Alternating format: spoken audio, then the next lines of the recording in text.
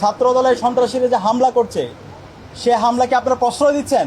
আপনারা সুশীল কথা বলবেন, আবার সন্ত্রাসীদেরকে লেলিয়ে দিবেন শিক্ষার্থীদের বিরুদ্ধে।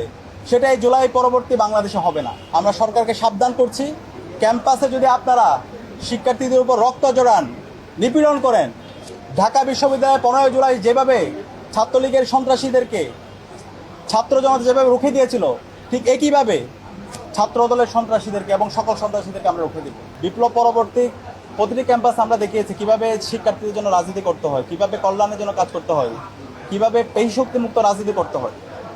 কিন্তু আমরা খুবই অবাক হয়েছি, দীর্ঘ ফেসিবাদ বিরোধী আন্দোলনে যারা আমাদের সহযোদ্ধা ছিল, তারা গত 16 বছরে যারা মজলুম ছিল, তারা আজকে জালেমে রূপান্তর হয়েছে।